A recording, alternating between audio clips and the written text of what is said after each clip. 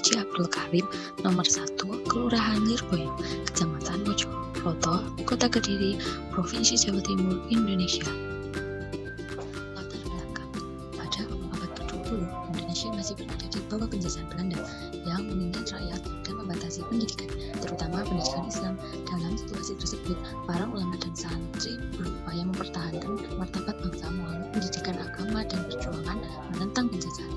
Salah satunya pusat perjuangan itu adalah Pondok Pesantren Lirboyo yang didirikan oleh Kiai Haji Abdul Karim Mbah Mana di Kediri, Jawa Timur pada tahun 1910.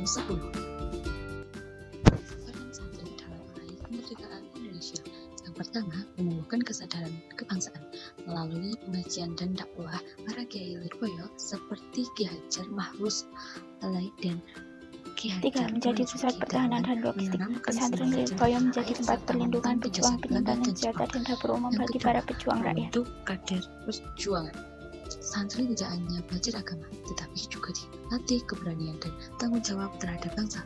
Banyak santri yang kemudian bergabung dalam Laskar Perjuangan. Yang ketiga, menggerakkan masyarakat sekitar. Peran santri Lirboyo dalam mempertahankan kemerdekaan. 1. Fatwa dan dukungan resolusi jihad 22 Oktober 1945. Kiai Haji Mahrus Ali adalah salah satu kiai yang ikut menyebarkan dan menindaklanjuti seruan jihad dan Hadratus Syah Kiai Haji Hashim Asy'ari. Para santri Lirboyo ikut berangkat ke Surabaya untuk berjuang melawan pasukan sekutu dalam pertempuran 10 November 1945.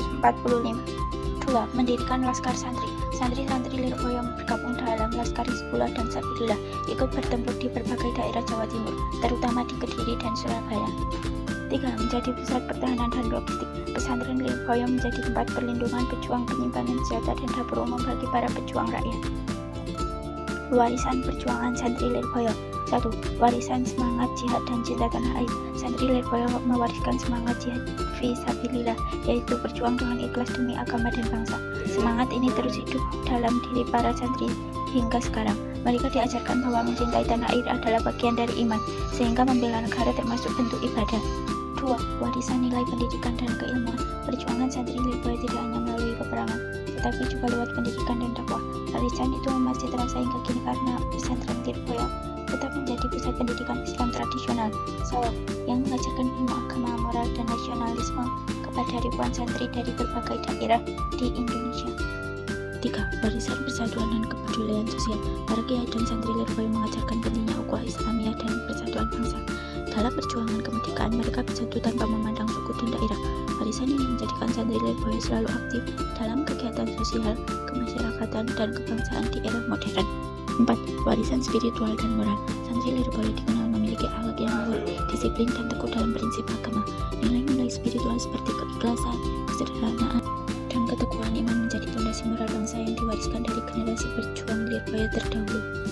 5. Warisan nasional Hari Santri Nasional. Perjuangan para santri termasuk dari Lirboyo turut melahirkan penetapan 22 Oktober sebagai Hari Santri Nasional. Tanggal itu diambil dari resolusi jihad 1945, di mana santri dan ulama menyerukan perjuangan mempertahankan kemerdekaan Indonesia. Hari Santri menjadi simbol penghargaan negara atas kontribusi besar pesantren dalam sejarah bangsa.